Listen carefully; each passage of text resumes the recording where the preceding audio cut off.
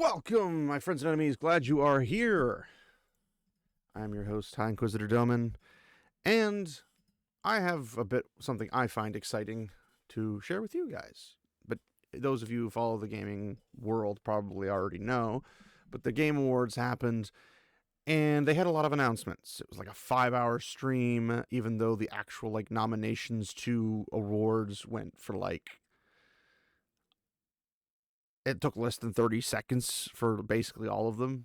So it was like 90% just advertisements for the gaming world, which is okay, I suppose. I mean, it's not like they show them in movie theaters. Where are you going to hear them? Where are you going to learn about them? You get the idea. Now, I have words about how much was, spent on each of the individual ads and how much money they raked in, because it's kind of trying to price out in favor of particular studios, we'll say.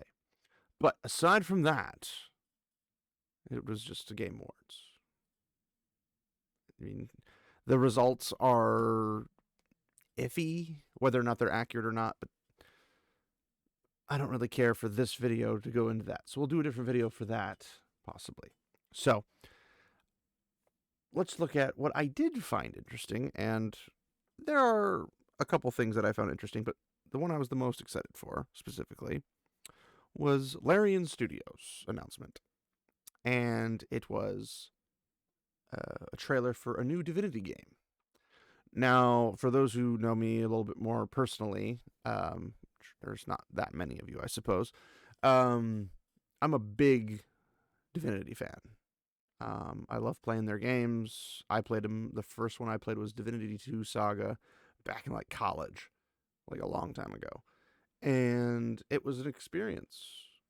And I eventually got into the Divinity Original Sin, Divinity 2 Original Sin, and played a ton out of those with just myself as well as my friends.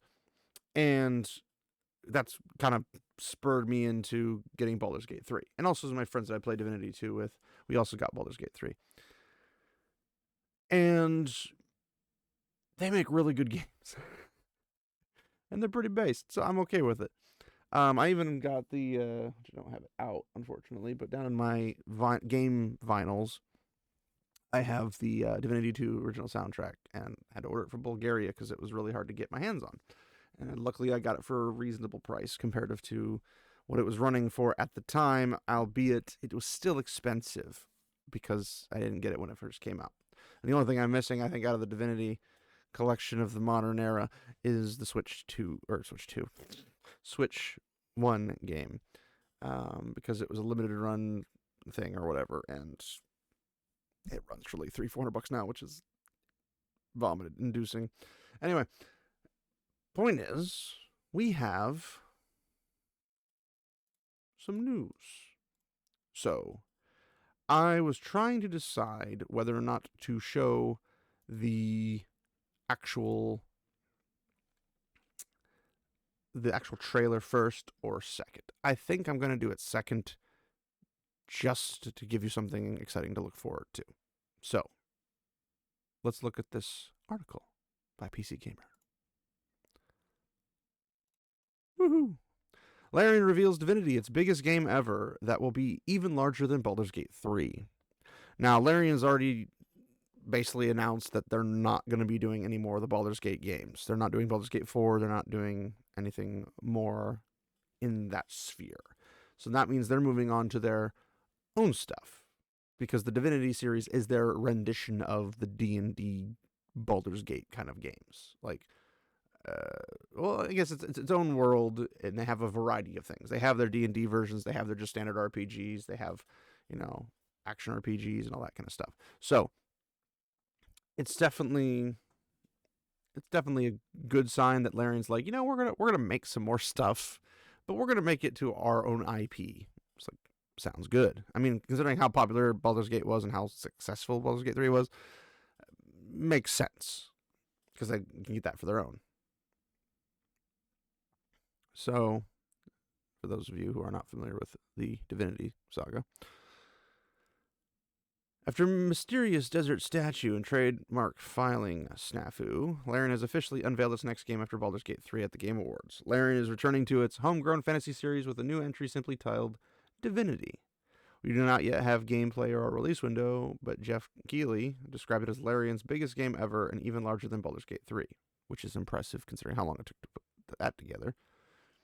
But after some surprise live antics, including performers being hoisted over a crowd in a high-wire act, we got a pre-rendered trailer showing a much darker sort of a game than we're used to from Larian. I mean, not really.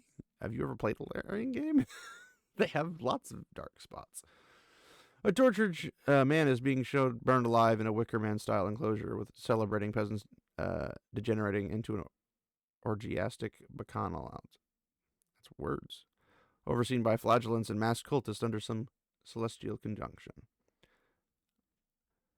This predictably unleashes some kind of unholy force that attacks the revelers, and after a fade to black, we see that they've been incorporated into a gruesome amalgamation of bodies in the shape of that mysterious desert statue everyone was buzzing about. Well, now we know it was neither a portent of the end times nor a marketing stunt for the Elder Scrolls 6, and honestly, this is an equally exciting use case for a Hell Obelisk. That's a weird. Did you guys have an editor, PC Gamer? Just throwing that out there. Shortly after Baldur's Gate 3 took the world by storm, Larian shocked everyone by revealing they would not be making an expansion pack or a sequel to the 2023 Game of the Year and two-time top 100 champion. The studio subsequently revealed to us that it had 2 projects in the pipeline. Smart money was that at least one of those would return to Divinity and its world of Rivellon, sorry. The setting for all Larian's mainline games before Baldur's Gate 3. The name Divinity has big reboot energy, and it's unlikely that Larian is aiming to throw the lore book at all of its incoming Baldur's Gate 3 fans. Now, well, I'm going to stop you there, because it doesn't have to be reboot. Why would they reboot it? They already have Divinity Original Sin, Divinity Original Sin 2. They could just go for Divinity Original Sin 3 if they wanted to. Or if they're going back to an ARPG. I don't think they're going to go back to an ARPG, considering the team they have mostly works on kind of like a turn-based kind of RPG system. And if they stick to the Baldur's Gate 3 style, like they did for Divinity Original Sin and Original Sin 2, they can pretty much go anywhere they want with it, because it's their IP. They have the whole world. They can do whatever they want with it, and it'll be fantastic. But maybe they haven't revealed the actual name yet. Maybe they're just letting you know it's one of their IPs, and it's just they're going to call it Divinity. Maybe it's not part of the Original Sins. Maybe it's a whole nother set. It is kind of weird that they would just stop it at 2, though, because usually you'd stop at like a trilogy. You wouldn't stop at like 2 games.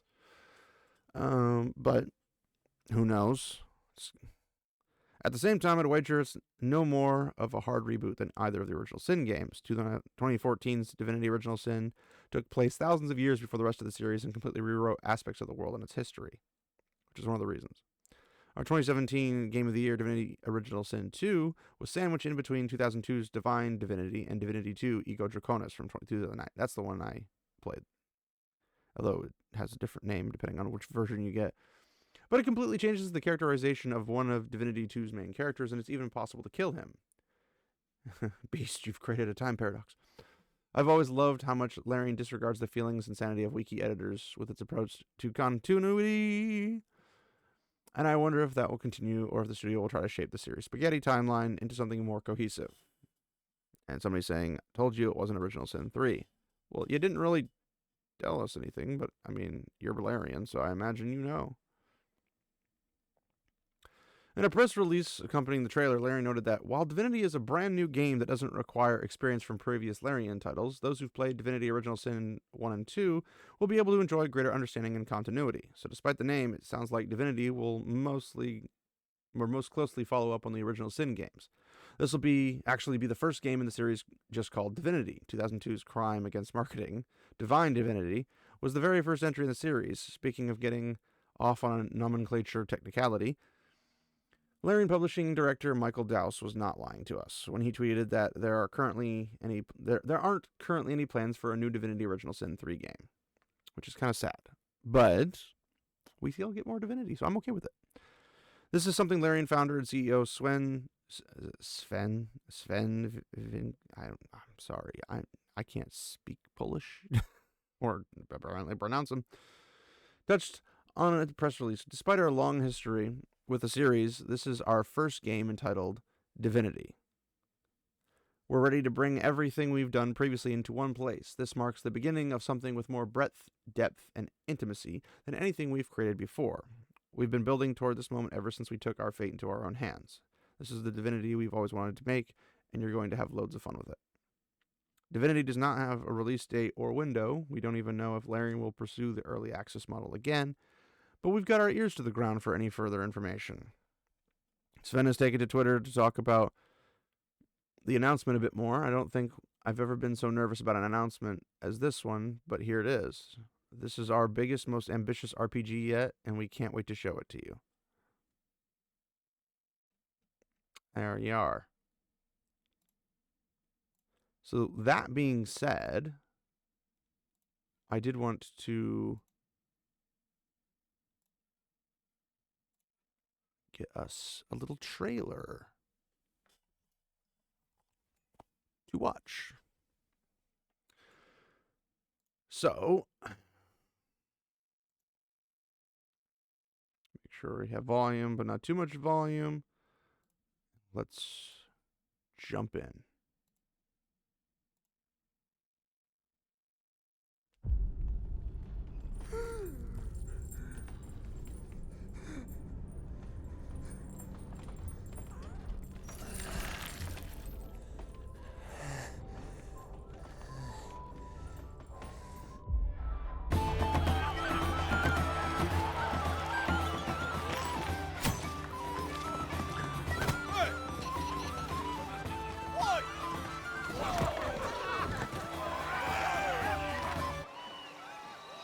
They're reveling in something.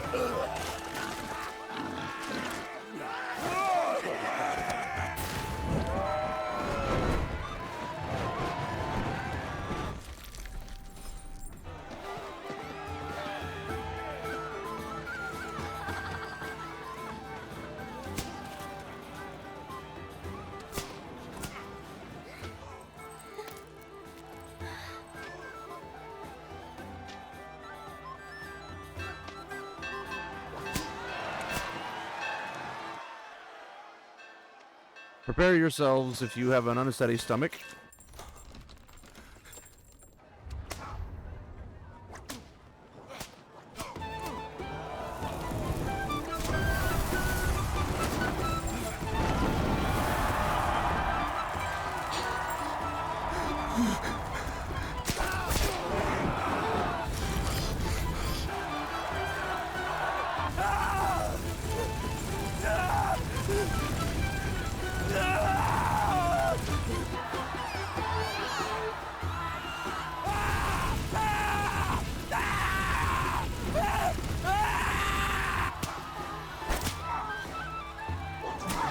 Okay then. I was not expecting that. Well then.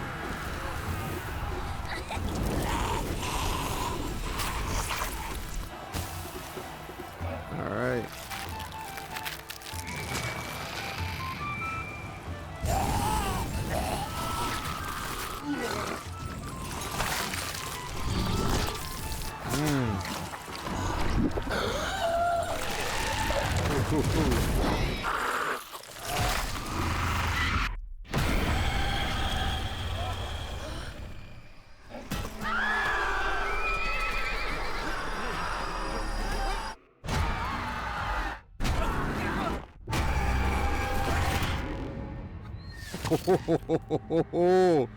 It's about to get worse, just FYI.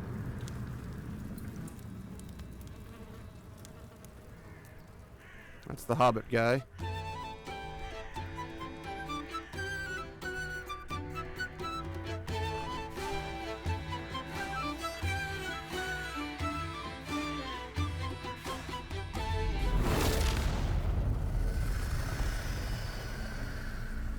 That was brutal.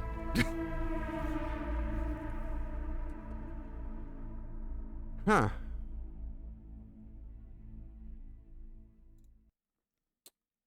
Now to answer all your questions. No, I had not seen that before. I had heard about it, but I wanted to watch it with you guys, so I hadn't watched it yet. So I was I probably should have pre-watched that. I apologize. Wow. Yeah. I mean, I'm used to like the gory aspect of it, but some of that I was not expecting them to have that kind of thing happen. Like I kind of knew it happened from other people talking about it, but whew, that was intense. So I don't know. I mean, I'm trying to remember all the storylines and everything. I don't know. There's obviously some significance with the three suns, moons. Like they had like a triple solar eclipse simultaneously or something going on. So something with that triggering on top of something else. I don't know why the Lord type character, whether it be the what are they, the masked person who has the guards with them, it's doing like a festival thing. I don't know why they're burning a person alive for one, because if they didn't burn the person alive, they wouldn't have had this event happen.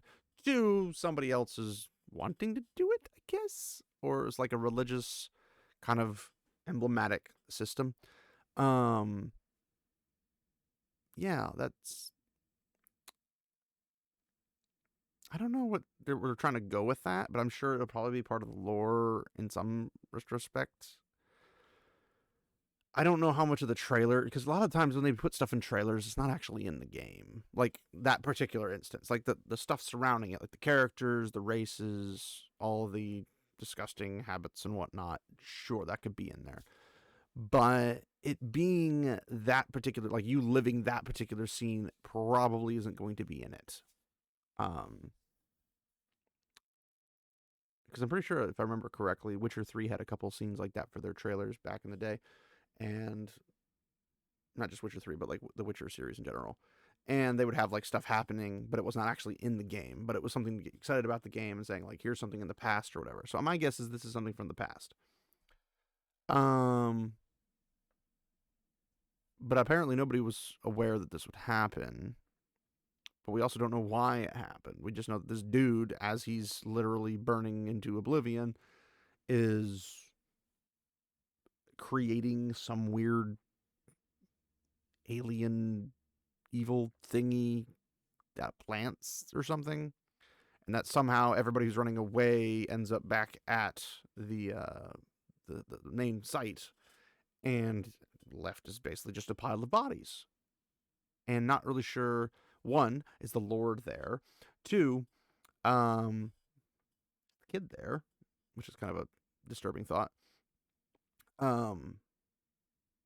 What we know the Hobbit guy, but he fell. He didn't get very far.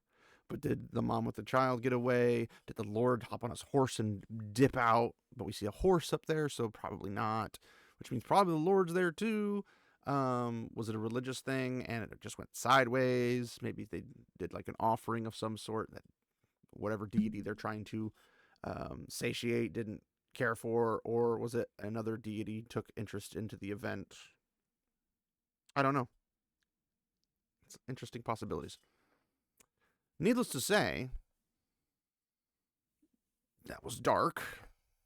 But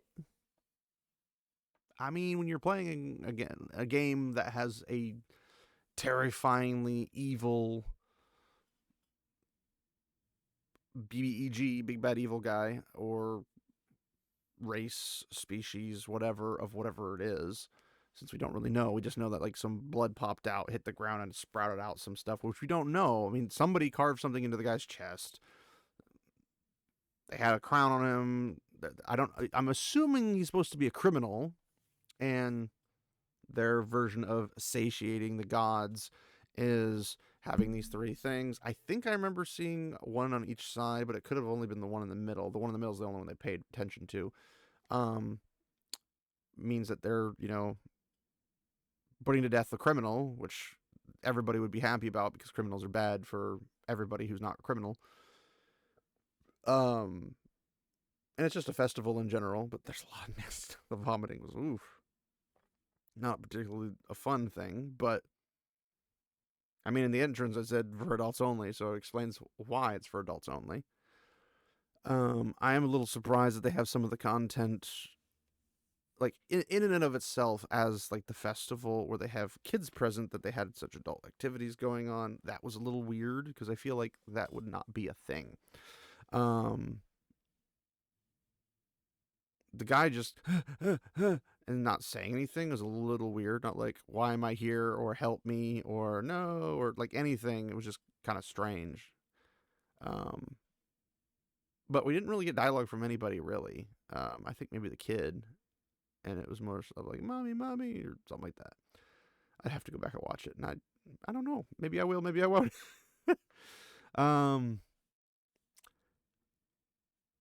If it's bigger than Baldur's Gate 3, that's going to be crazy. Although it's going to take like a decade for us to get that, I imagine. Unless, I mean, hypothetically speaking, if Larian made enough money, say, off of Baldur's Gate 3, they could have like instantly thrown it into production a couple years ago for the new game, and been able to hire more people, make the studio a little bit larger, and have everybody focus on it full steam ahead, so that it's only like a year or two away. But that'd be impressive, considering Baldur's Gate 3 was like 8 years or something like that. So I don't know. Maybe they released it because they felt they had to. I don't know. Like, the graphics were good. Visually it was okay. I'm not sure though. What do you guys think? Leave a comment if you think it's going to be the near couple of years. Like, is it going to be 2027? Do you think it's going to be late 2026? I don't see it being 2026. Not with this. And apparently, if there's a slip of an announcement, you might say, I imagine it was something they were trying to use to control the situation, control the dialogue, and like be like, no, it's not Divinity Original Sin 3. Because if hypothetically speaking, this gets out, right, and like, oh, they're making another Divinity game, and it's not a secret anymore, but people are like, ooh, Original Sin 3, and then when Original Sin 3 is not actually announced, people get like maybe disgruntled because they wanted Original Sin 3 and they weren't getting Original Sin 3. So if you like release it and say, hey, we're not doing Original Sin immediately, like nip it in the bud, people are less disappointed about it. I mean, yeah, people want to see Original Sin 3. It's not like they're not going to be like unhappy that it wasn't Original Sin 3, but they are going to be happy it's another Divinity game. So from that perspective, I can see it being something they're trying to control the PR. But I mean, that was a really high-res resolution trailer, so they must have had that basically instantaneously. Like, when they're like, we're doing this project, make this thing, and then they just happen to have it ready, and then this little leak pops out, and they're like, oh, we got something for this. Or maybe they intended to do it in the Game Awards the entire time, and it just happened to be more that we got from it. So, I don't know. We'll have to see.